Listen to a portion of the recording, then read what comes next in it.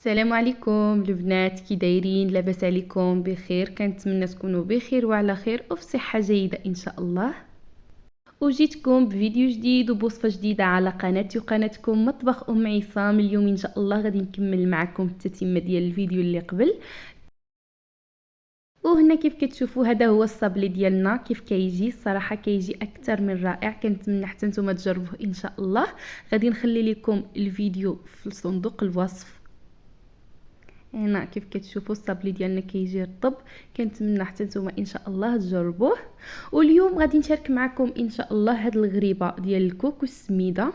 كيف كتشوفوا كتجي معلكه وبنينه، كنتمنى تجربوها وتبقاو مع الفيديو حتى الاخير باش تشوفوا المقادير ديالها. وكيف كتشوفوا في الفيديو كتجي يا سلام. وايضا غادي نوجد معكم كيف كتشوفوا هاد الحلوه اللي كتجي بارده وما كتحتاجش نهائيا للدقيق او للبيض او للزبده او غير ذلك. الصراحه كتجي بنينه وسهله واقتصاديه. كنتمنى غير تبقاو مع الفيديو حتى الاخير باش تشوفوا الطريقه. واهم حاجه غادي نوجدوها بلا فران. وبحال ديما ما تنساونيش من اللايك ديالكم واشتركوا في القناه وفعلوا الجرس باش يوصلكم كل جديد ان شاء الله. وبارطاجيو الفيديو مع الاهل والاحباب باش حتى هما يجربوا الوصفه. ونخليكم مع الفيديو. وهنا كيف كتشوفوا بالنسبه للمقادير ديال الغريبه ديالنا فغادي نحتاجوا فيها كاس مع مرش ديال السكر، كاس ديال العنبه ديال الكوك، نص كاس ديال الزيت، جوج بيضات، واحد خماره ديال الحلوى وواحد خماره ديال الفاني. وغادي نحتاجوا فيها سميده رقيقه والقشره ديال الحامض اولا الليمون اللي كنتوفر عندكم. في واحد الاناء كنديروا البيض ديالنا، من الاحسن يكون بدرجه حراره المطبخ هكا باش تسهل علينا الخدمه. وهنا كيف كتشوفوا كناخذوا واحد الخلاط يدوي، كنبداو نخدموا البيض ديالنا مزيان.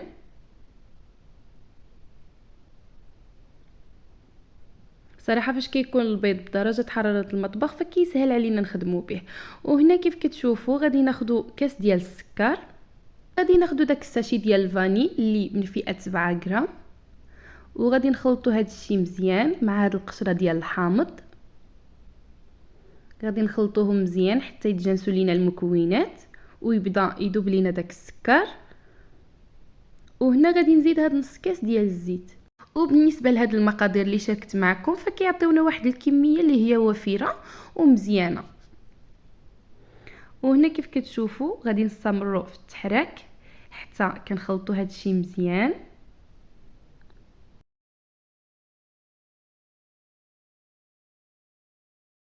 وهنا غادي نزيد داك الكاس ديال الكوك، وانا غادي نزيد معاه حتى النص، يعني درت بالمجموع كاس ونص ديال الكوك.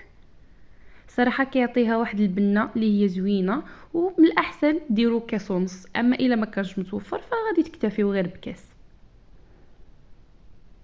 وهنا غادي نخلطو مزيان، ومن الاحسن تاخذوا نوعيه مزيانه ديال الكوك هكا باش كتجي الحلوه ديالنا مزيانه.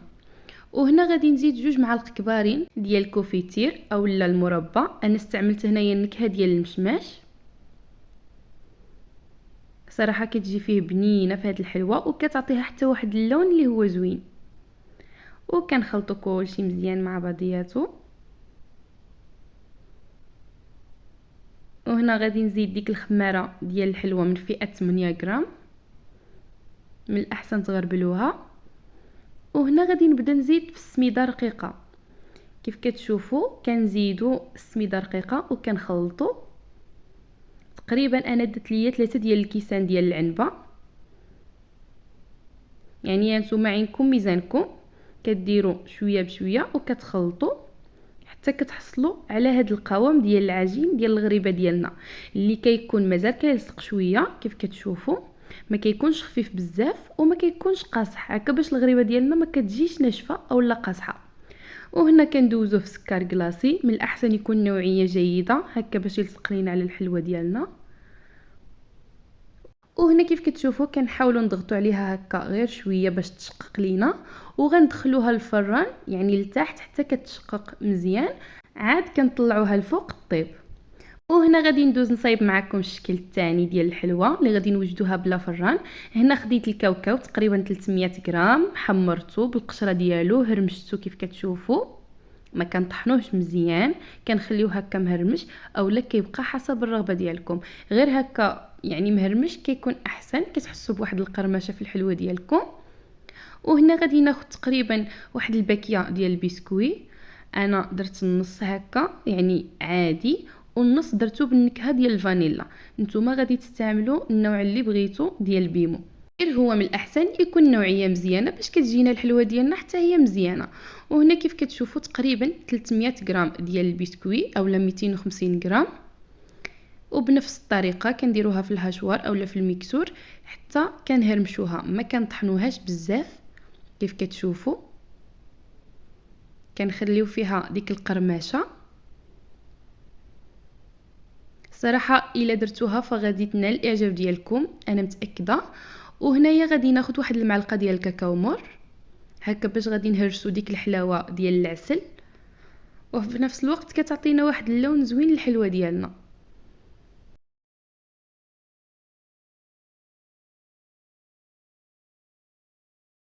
وهنا كيف كتشوفوا غادي نخلطوا النواشف مع بعضياتهم بهذه الطريقه.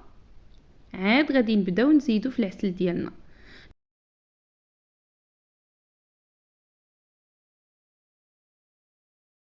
وهنا كيف كتشوفوا غادي نبداو نجمعوا هكا بالعسل. نتوما تقدروا تستعملوا نيستلي، تجمعوا بالحليب ديال نيستلي، داكشي كيبقى حسب الرغبه ديالكم وحسب المتوفر. ولكن حتى هكا بالعسل كتجي معلكه وبنينه، كنتمنى تجربوها. غير هو فاش كتزيدوا لي هذيك المعلقه ديال الكاكاو المور فما كتجيش فيها الحلاوه بزاف، يعني ما كتجيش مجهده نهائيا، واخا مازال غادي نغطسوها في الشكلاط. وكنبداو نزيدو في العسل حتى كيتجمع لينا هكا يعني الحشوه ديالنا. كيف كتشوفوا كتجي معلكه، وفي نفس الوقت فاش كنكوروها يعني كتجمع ما كتفرتتش.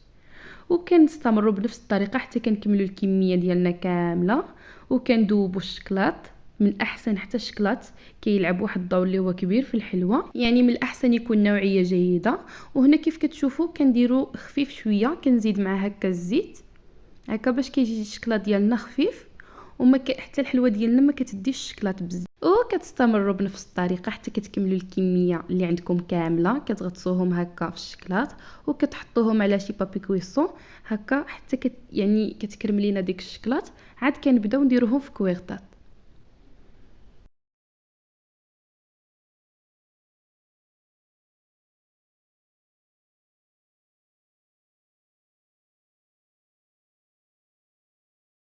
وبالنسبه للتزيين فكيبقى حسب الرغبه ديالكم. انا هنا كندوز عليهم هكا شويه ديال الشكلاط من الفوق باش يلصق ليا الكوك وتلصق كذلك دوك العقيق كيف كتشوفوا في الفيديو.